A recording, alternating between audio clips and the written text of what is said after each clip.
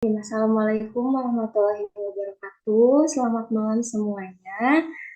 Kami dari kelompok 8 akan menjelaskan materi mengenai koefisiensi fenol. Sebelum kita masuk ke materi, saya akan memperkenalkan terlebih dahulu. Nama saya Noviana Rahmadiani dengan 31121082, lalu ada Zaniera dengan NIM 31121092, lalu ada Muhammad Ismail dengan NIM 31121093, lalu ada Novel Akil Hidayah dengan NIM 31121092, lalu ada Mila Marliani dengan NIM 31121107, lalu ada Eniska Aprilianti dengan NIM 31121109. Untuk mempersingkat waktu, saya akan mempersilahkan kepada pemateri untuk menjelaskan materinya. Baik, terima kasih. Di sini saya akan menjelaskan tentang definisi koefisien Penol dan juga prinsipnya.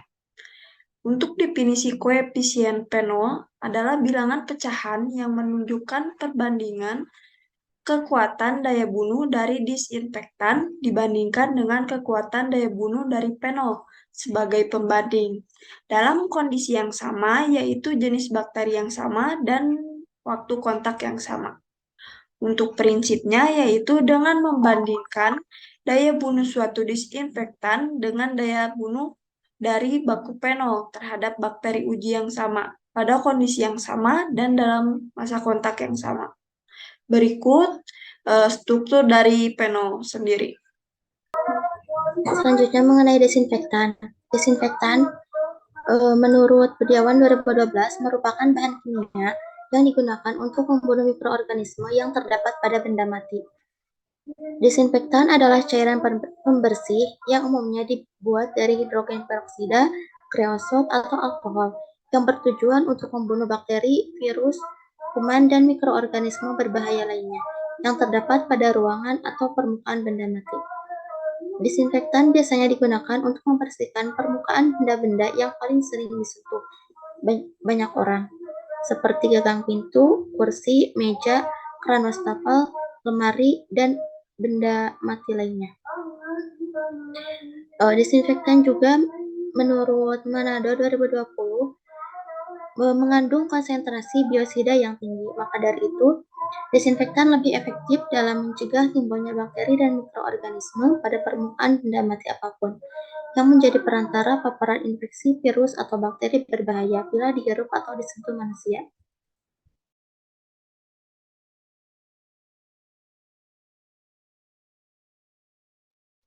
Baik, selanjutnya untuk tujuan dari uji koefisien fenol yaitu untuk menentukan kemampuan suatu zat untuk membunuh atau menghambat pertumbuhan mikroorganisme terutama bakteri. Jadi tujuan adanya uji koefisien fenol ini adalah untuk membandingkan suatu disinfektan apakah bisa digunakan untuk membunuh atau menghambat pertumbuhan mikroorganisme terutama bakteri.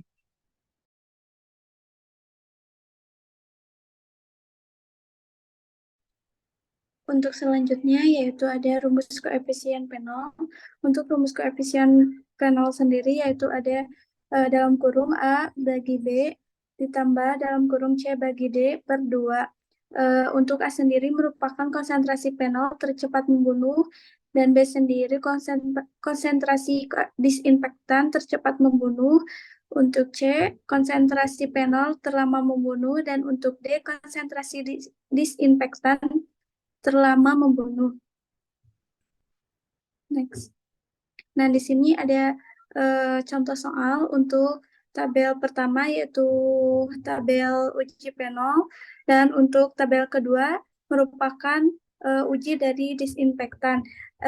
Dari keterangan sendiri untuk positif merupakan guru yang berarti yang menandakan pertumbuhan bakteri dan untuk yang negatif yang berarti benih yang menandakan pertumbuhan bakteri tidak ada pertumbuhan bakteri.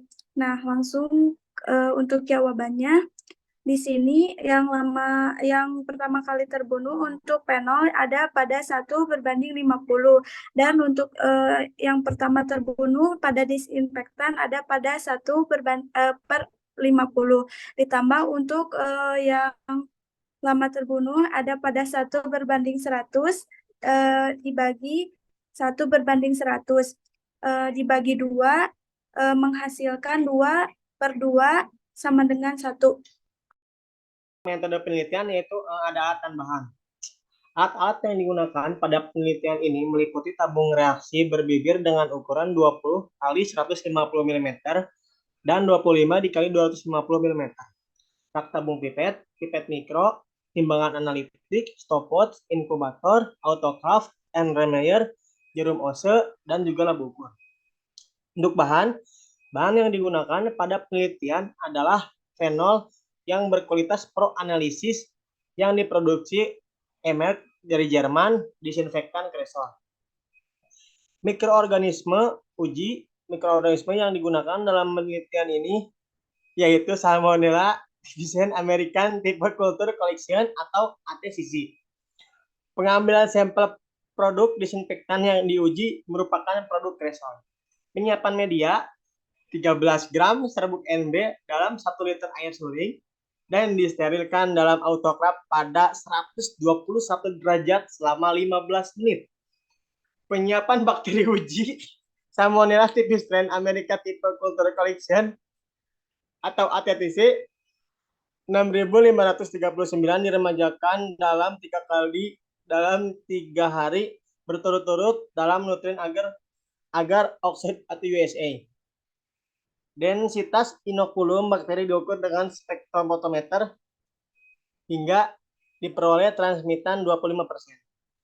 Pembuatan larutan fenol 5% sebanyak 5 gram, fenol baku 99,99% dilarutkan dalam air suling steril. Kemudian dicukupkan hingga 100 ml untuk memperoleh fenol 5%.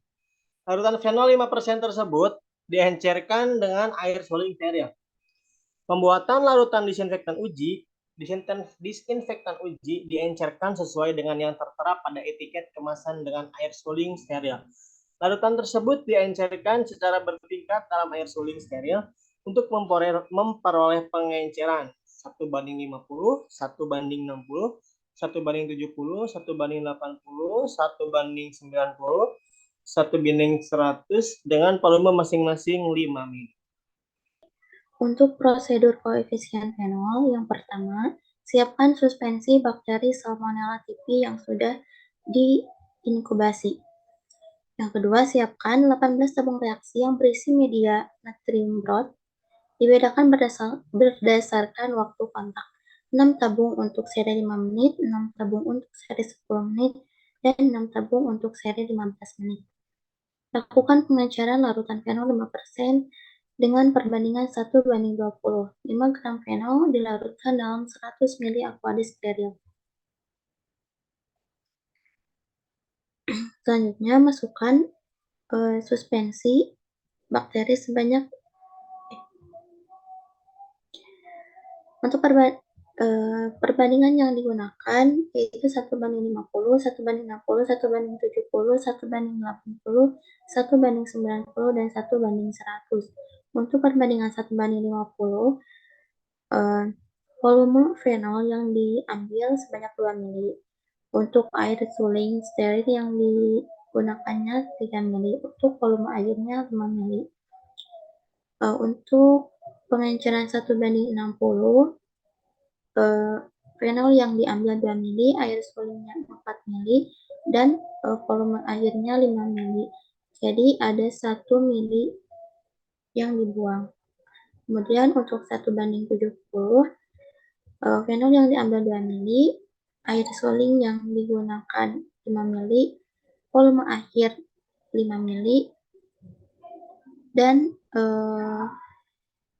ada yang dibuang sebanyak 2 ml. Kemudian untuk pengenceran 1:80, fenol yang diambil 2 ml, air suling sterilnya 7 ml, dan volume akhirnya 5 ml, dan ada yang dibuang 3 mili.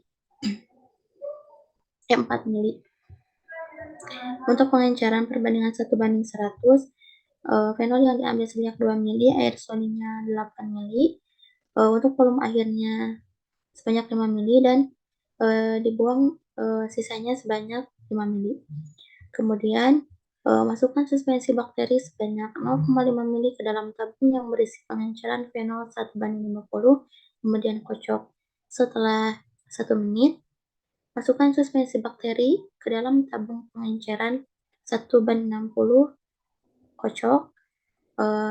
Selisih 1 menit, seterusnya sampai ke tabung pengenceran 1:100.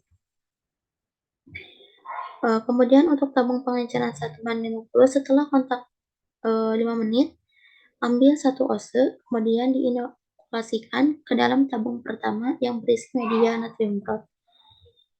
Selisih 1 menit lagi, ambil 1 ose pada tabung pengenceran 1:60, diinokulasikan pada tabung kedua yang berisi media natrium bromid. Seterusnya, selisih 1 menit sampai ke pengenceran 1:100. Lakukan hal yang sama setelah kontak 10 dan 15 menit.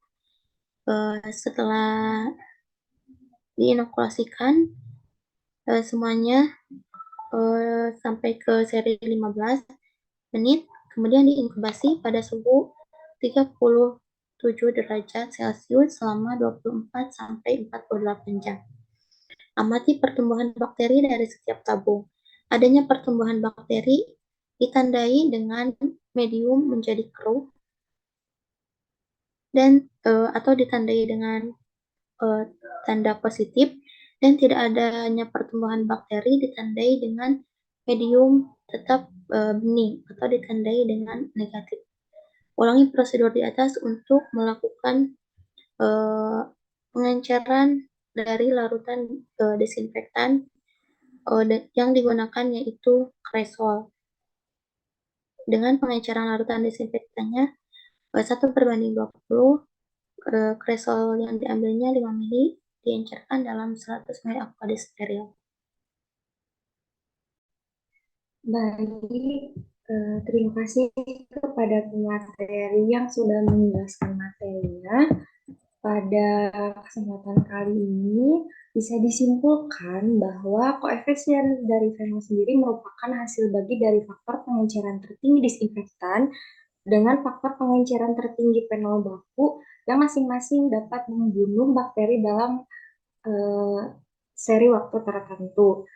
Nah, pengenceran ini dimaksudkan untuk mendapatkan larutan fenol uji dalam berbagai konsentrasi untuk membandingkan kekuatannya dalam mematikan atau membunuh bakteri uji. Mungkin itu saja yang bisa kami sampaikan. Kurangnya mohon dimaafkan. Terima kasih kepada pemateri yang sudah bersedia menjelaskan pada Juni kali ini. Wassalamualaikum warahmatullahi wabarakatuh. Waalaikumsalam warahmatullahi wabarakatuh.